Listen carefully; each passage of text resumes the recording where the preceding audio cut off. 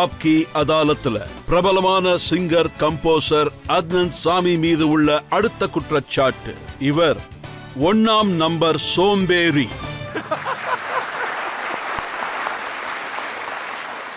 இந்த குற்றச்சாட்டை நான் வெளிப்படையாவே இத ஒத்துக்கிறேன். இப்ப நான் சோம்பேறியா இருக்கேன். நான் என்னோட ஒரு ஸ்பீட்ல, அதாவது ஒரு லேக் ஆஃப் ஸ்பீட்ல தான் நான் வேலை பார்த்துக்கிட்டு இருக்கேன். இப்ப பாருங்க, 35 வருஷமா நீங்க பாட்டு பாடிக்கிட்டு இருக்கீங்க. ஒரு சில பேர் சொல்லுவாங்க 25 வருஷத்துல நான் 5000 பாட்டு பாடினேன், ஒரு சில பேர் 6000 பாட்டு பாடினேன்னு சொல்லுவாங்க. ஆனா அத்னன் சாமி மொத்தம் 100 தான். தூங்கிக்கிட்டே இருப்பீங்களா? அதாவது நான் எப்பவும் மியூசிக்க ஒரு ஃபேக்டரி மாதிரி பார்க்கல. என்னை பொறுத்த வரைக்கும் மியூசிக் அப்படிங்கிறது, அதாவது மற்றவங்களுக்கு இது பேஷன் அப்படின்னு நான் சொல்ல வரல. இது என்னோட பேஷன் தான். நான் மியூசிக்கை எப்பவும் நான் எந்த பார்வையில் பார்க்குறேன்னா, என் மனசு என்ன சொல்லுதோ நான் அதன்படி தான் நான் செய்வேன். நான் இதை செய்யணும்னு என் மனசு எப்ப சொல்லுதோ, அதாவது நிறைய பேர் இருக்காங்க, அவங்க ஏகப்பட்ட பாடல்களை பாடியிருப்பாங்க. அது உண்மையிலேயே அது ரொம்ப பெரிய விஷயம். அவங்கள நான் உண்மையிலேயே அட்மையர் பண்றேன்.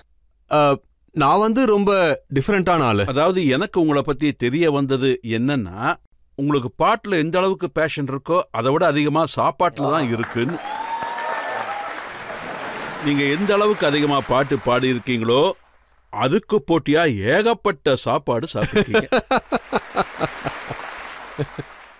இதுவும் உண்மைதான். என்கிட்ட ஒரு நபர் வந்தாரு. அவரு குக்கிங்காக வந்திருந்தாரு. அவர்கிட்ட நான் கேட்டேன், நீங்க என்னெல்லாம் சமைப்பீங்க அப்படின்னு. அவரு ரொம்ப பந்தாவா என்கிட்ட காட்டினாரு, இது பாருங்க இதெல்லாம் நான் சமைக்கிற மெனு அப்படின்னு. நான் அவர்கிட்ட கேட்டேன், நீங்க சிந்தி ஃபுட்டெல்லாம் சமைப்பீங்களா அப்படின்னு. ஆமா சார், நல்லா சமைப்பேன். எனக்கு உடனே ராஜேஷ் கண்ணா சார் தான் ஞாபகத்துக்கு வந்தாரு. அவரு பார்க்கறதுக்கு அப்படிதான் இருந்தாரு. நான் அவர்கிட்ட சொன்னேன், அப்போ நீங்க ஒன்று பண்ணுங்க, சிந்தி பிரியாணி பண்ணிடுங்கன்னு. அப்புறம் நான் ரெக்கார்டிங் கிளம்பிட்டேன். ரெக்கார்டிங் முடிஞ்சதுக்கு அப்புறம் நான் ரொம்ப ஆசாசியா சிந்தி பிரியாணி சாப்பிட போறேன்னு இப்போ எதிர்பார்ப்போட வந்தேன். அப்புறம் நான் போய் உக்காந்ததும் அவரு பிரியாணி எடுத்துக்கிட்டு வந்தாரு. அதுல பார்த்தா காலும் இல்ல, தலையும் இல்ல, ஒண்ணுமே இல்ல. சிந்தி பிரியாணிக்கு அதுக்கு சம்பந்தமே இல்ல. நான் அவர்கிட்ட சொன்னேன், இங்க வாப்பா, இது என்னதுன்னு கேட்டேன். இது சிந்தி பிரியாணி சார்.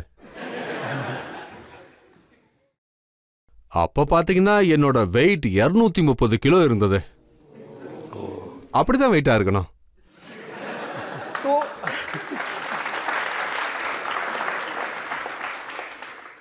நான் அவர்கிட்ட கேக்குறேன், இதுதான் சிந்தி பிரியாணியான்னு. ஆமா சார். என்ன ஒரு வாட்டி நீ நல்லா பாரு. நான் சொன்னது கேட்டு அவர் அப்படியே டென்ஷன் ஆயிட்டாரு. அவருக்கு தெரிஞ்சிச்சு ஏதோ சரியில்லை அப்படின்னு. நான் அவர்கிட்ட சொன்னேன், என்ன கொஞ்சம் தெளிவா பாருங்கன்னு. என்னோட இந்த வெயிட் பாக்குறீங்கல்ல, இது சாப்பிட்டு தான் இப்படி இருக்கு. இது டயட்ல உருவாகல. நீங்க மத்தவங்களை ஏமாத்தலாம், ஆனா என்ன ஏமாத்த முடியாது. அவரு உடனே, சார் எனக்கு பிரியாணி பண்ண தெரியாது அப்படின்ட்டாரு.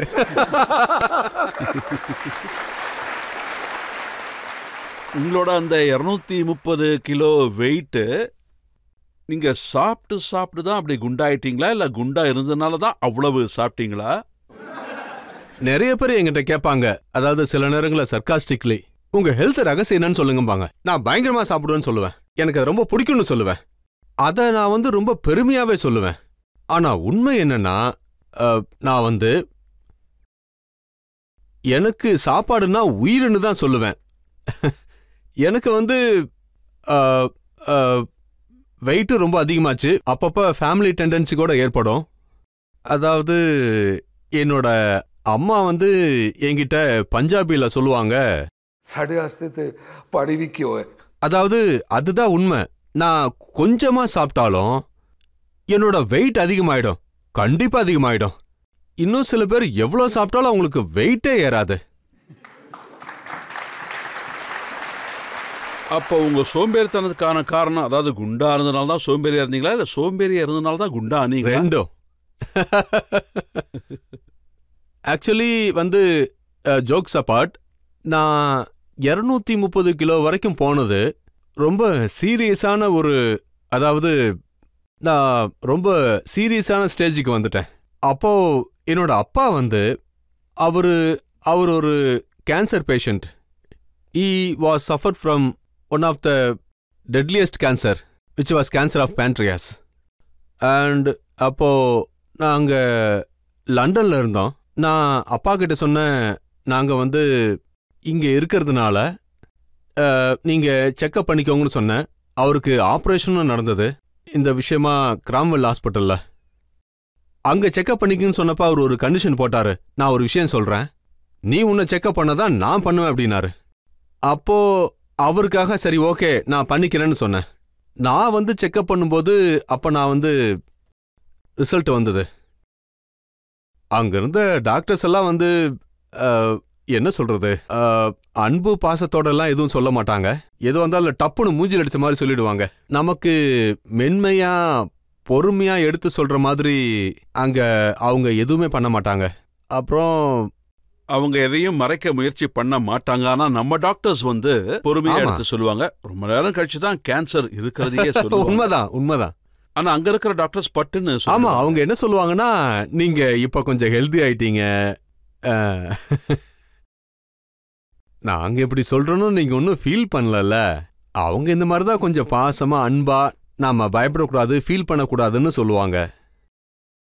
அப்போ அவங்க என்ன சொன்னாங்கன்னா, மிஸ்டர் சாமி, your results are on the borderline. If you continue with this lifestyle, I would not be surprised that உங்க பேரண்ட்ஸ் நீங்க ஒரு ஹோட்டல் ரூம்ல இறந்து கிடக்கிறத ஒரு 6 மாசத்துக்குள்ள பாப்பாங்க. இது எனக்கு ரொம்ப பெரிய அதிர்ச்சியா இருந்தது. இதுல எனக்கு எங்க கோவம் வந்ததுன்னா, இது எல்லாத்தையுமே எங்க அப்பா ஃபேமிலி எல்லாத்தையும் வச்சுக்கிட்டு சொல்லிட்டாங்க. ஸோ நாங்க அதுக்கப்புறம் அங்கிருந்து கிளம்புனதுக்கு அப்புறம் நான் அப்பா கிட்ட சொன்னேன், டாக்டர்ஸ் ரொம்ப மெலோ டிராமாட்டிக்கா பேசுறாங்க, அதெல்லாம் நீங்க கண்டுக்காதீங்கன்னு சொன்னேன். அதுக்கப்புறம் நான் கிராம்வெல்லேருந்து கிளம்புனதுக்கு அப்புறம் நேரா அப்ப ஈவினிங் நேரா போய் ஒரு பேக்கரிக்குள்ள நுழைஞ்சிட்டேன். அங்க போய் நான் பாதி பேக்கரியை காலி பண்ணிட்டேன். நான் அவ்வளோ பேஸ்ட்ரி சாப்பிட்டேன். என்னோட அப்பா என்னை முறைச்சு பார்த்துக்கிட்டே இருக்காரு. அவரு பயங்கர கோபமா இருந்தாரு. உனக்கு கொஞ்சம் கூட சாவு மேல பயமே இல்லையா? நான் கேக்குறேன், ஏன் என்னாச்சு? இப்போ டாக்டர் சொன்னதை நீ மறந்துட்டியா? அவங்களுக்குன்னு அவங்க சொல்லிக்கிட்டே தான் இருப்பாங்க, பயங்கர மெலோ டிராமாட்டிக்கா பேசிட்டே இருப்பாங்க. அப்படிலாம் இது இல்லப்பான்னு சொன்னேன். உனக்கு கொஞ்சமாவது புரியுதா? இதனால உனக்கு எந்த பாதிப்பும் ஏற்படலையான்னு கேட்டாரு. அப்புறம் அன்னைக்கு சாயங்காலம் நாங்க 2 பேரும் உட்காந்துருக்கிறப்போ அவர் சொன்னாரு, இங்க பாருப்பா, நான் உன்னோட அப்பா. என்னோட கடமை என்னன்னா, உன்னோட வாழ்க்கையில எது நடந்தாலும் உனக்கு நான் துணையா நிப்பேன். நான் எப்பவும் எல்லா விஷயத்திலையும் உனக்கு துணையா நிப்பேன். இந்த விஷயத்துல நான் உனக்கு ஒன்னும் ஃபேவர்லாம் பண்ணல, ஏன்னா நான் உனக்கு அப்பா. இது என் கடமை. அதுக்கு பதிலா எனக்கு ஒண்ணுமே தேவையில்லை. இதை மட்டும் கேளுன்னாரு. இருந்தாலும் உங்ககிட்ட நான் ஒரே ஒரு விஷயத்த தான் கேட்கிறேன், நீ கேப்பியா? அது என்னன்னா, அதாவது ஒரு தகப்பன் அவனோட புள்ளைக்கு இறுதி சடங்கு செய்யக்கூடாது. என்ன அதை மட்டும் செய்ய வச்சிடாத. நீதான் எனக்கு அதையெல்லாம் செய்யணும். என்னால அப்படி பண்ண முடியாது. என்ன தயவுசெய்து அப்படி பண்ண வச்சிடாத. உனக்காக நான் என்ன வேணாலும் செய்றேன், இதை மட்டும் என்னால பண்ண முடியாது. அவர் ரொம்ப கண்கலங்கி பேசினாரு. அந்த மொமெண்ட்ல அவருக்கு அப்ப நான் ஒரு வாக்கு கொடுத்தேன். அப்பா, நான் உங்களுக்கு ஒரு வாக்கு கொடுக்குறேன். உங்களுக்கு எப்பவுமே நீண்ட ஆயுள் கிடைக்கணும். கண்டிப்பா நான் உங்களை அப்படி செய்ய வைக்க மாட்டேன். இன்னைக்கு நான் உங்களுக்கு வாக்கு கொடுக்குறேன், நான் என்னோட வெயிட்டை கண்டிப்பா குறைக்கிறேன்னு சொன்னேன். அதுக்கப்புறம் போய் நான் கிட்டத்தட்ட 120 கிலோ குறைச்சேன். ஒரு போட்டோ எங்ககிட்ட ஒரு போட்டோ இருக்கு. இதுக்கு முன்னாடி எப்படி நீங்க இருந்தீங்கன்னு பார்க்கறதுக்கு இது ஒரு ரீகாலா இருக்கும்.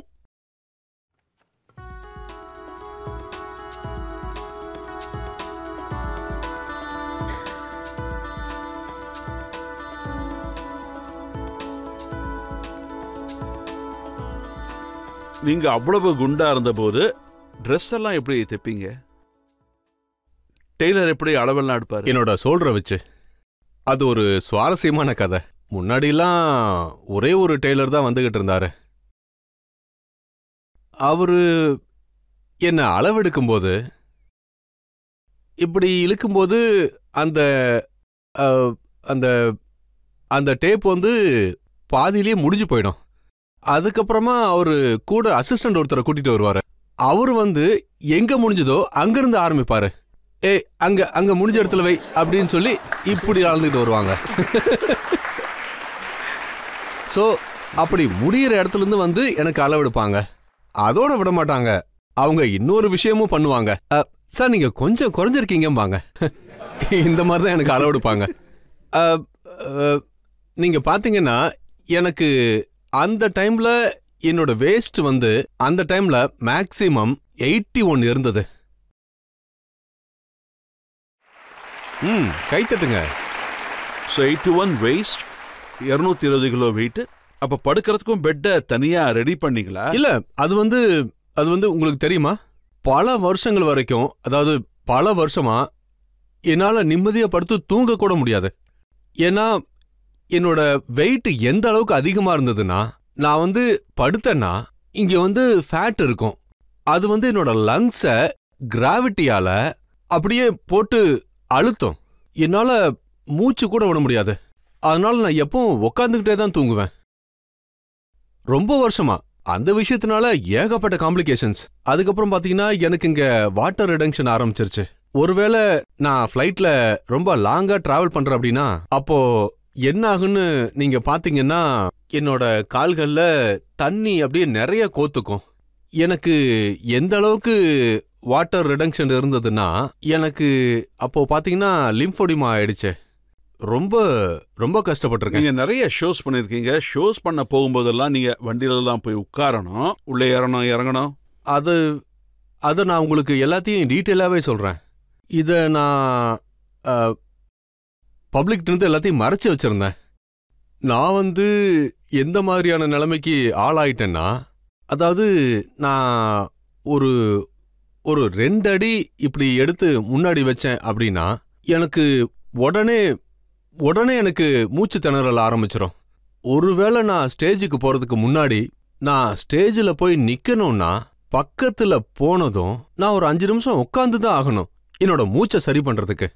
அதுக்கப்புறம் தான் நான் ஸ்டேஜ் மேலேயே போவேன். நான் ஸ்டேஜ்ல இருந்து இறங்கும் போது அதுக்கப்புறம் அடுத்து ஒரு 15 நிமிஷம் வரைக்கும் என்னால சரியா பேசக்கூட முடியாது. என்னோட மூச்சு வந்து பயங்கரமா திணறும். என்னால பேசவே முடியாது. எனக்கு அந்த நாட்கள் பாத்தீங்கன்னா ரொம்ப சிரமத்தை கொடுத்த நாட்கள்னு தான் சொல்லணும். ஆனா நான் ப்ராஜெக்ட் எப்படி பண்ணுவேன்னா, நான் ரொம்ப என்ஜாய் பண்ற மாதிரி, லைஃப்ல எந்த பிரச்சனையும் இல்லாத மாதிரி, ஹாப்பி கோ லக்கிங்கிற மாதிரி. நீங்க பாடிக்கிட்டே பியானோ வாசிக்கும் போதெல்லாம் எந்த கஷ்டமும் வெளியே ஆனா தெரியாது. அதுதான் உண்மை. ஆனா வெளியில யாருக்கும் தெரியாது. அதாவது சர்க்கஸ்ல நடக்கும்ல அந்த மாதிரி, கர்டனுக்கு பின்னாடி நடக்கிறது யாருக்கும் தெரியாது இல்ல. ஆனா இதுதான் யதார்த்தமான உண்மை. அதுக்கப்புறம் வேற வழியே இல்லாம என்னோட வெயிட்டை குறைக்க வேண்டியதா போயிடுச்சு. இவர்கிட்ட பாடி வெயிட்டை பத்தி ஏதாவது கேள்வி கேட்க விரும்புறீங்களா? சார், சோசியல் மீடியால நிறைய வீடியோஸ் வைரல் ஆயிருக்கு. அதுல என்ன சொல்லிருக்காங்கன்னா, நீங்க வெயிட் லாஸ் பண்றதுக்காக நிறைய சர்ஜரிஸ் பண்ணிருக்கீங்க. ஆமா. இது உண்மையா சார்? அவங்க சொல்றதெல்லாம் உண்மைதானா? பெரியாட்ரிக் மாதிரி இல்ல லிப்போசக்ஷன் மாதிரி ஏதாவது? ஆமா, நீங்க ரொம்ப சரியா சொன்னீங்க. இத பத்தி நிறைய விவாதம் நடந்திருக்கு. மக்கள் அவங்களுக்கு என்னெல்லாம் தோணுமோ அதெல்லாம் சொல்லியிருக்காங்க. சில பேர் சொல்லியிருக்காங்க இவரு பைரியாட்ரிக் சர்ஜரி பண்ணிருக்காரு அப்படின்னு. இன்னும் சில பேர் இவரு லைப்போசெக்ஷன் பண்ணிருக்காருன்னு சொன்னாங்க. அதாவது இங்க இருக்கிறவங்களுக்கு அந்த லைப்போசெக்ஷன்னா என்னன்னாவது தெரியுமா? லைப்போசெக்ஷன்னா என்னன்னா, ஒருவேளை நீங்க பேசிக்கலி ஸ்லிம்மா இருந்தா உங்களுக்கு ஒருவேளை எனக்கு இந்த இடத்துல கொஞ்சம் வெயிட் ஸ்பாட் ரிடக்ஷன். ஆமாமா, அந்த மாதிரி. அது என்னன்னா ஒரு ஊசி உள்ள போட்டு அப்படின்னு உறிஞ்சிடுவாங்க. புரியுதா?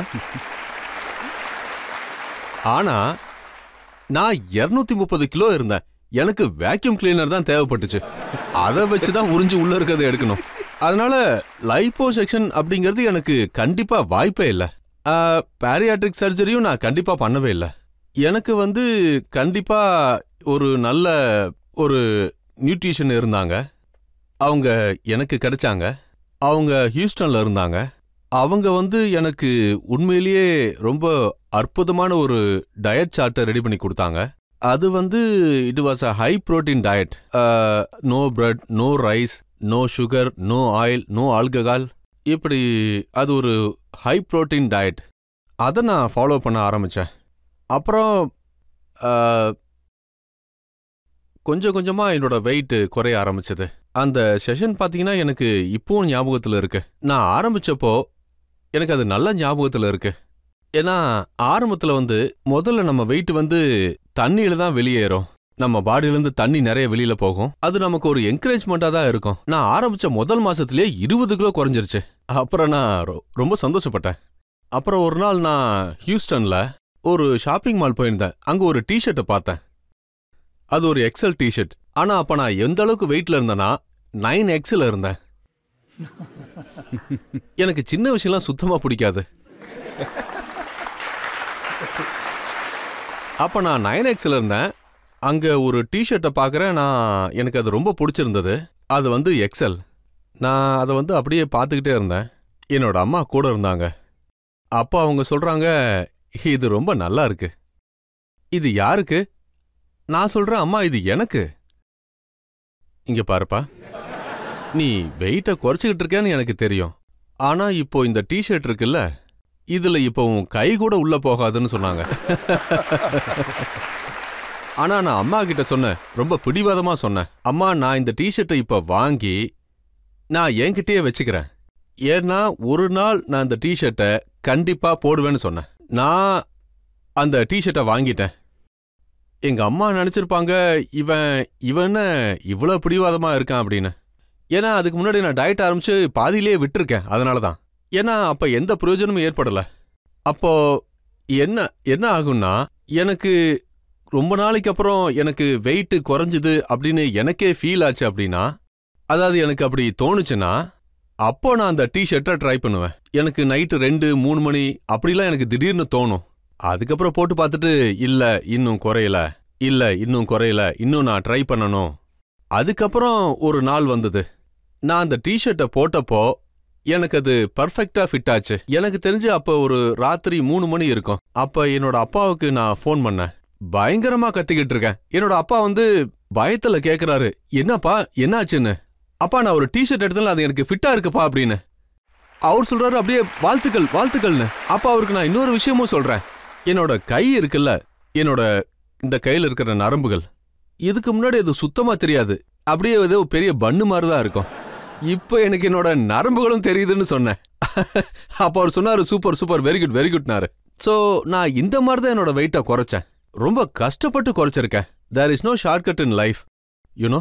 யாரெல்லாம் பாடி வெயிட்டை கம்மி பண்ண விரும்புறாங்களோ அவங்க எல்லாரும் கத்துக்க வேண்டிய விஷயம் இது. ஷார்ட்கட்டே கிடையாது. நாம எவ்வளவு நேச்சுரலா இதை கம்மி பண்றோமோ அவ்வளவும் நமக்குத்தான் நல்லது. ஆமா, கண்டிப்பா உண்மை.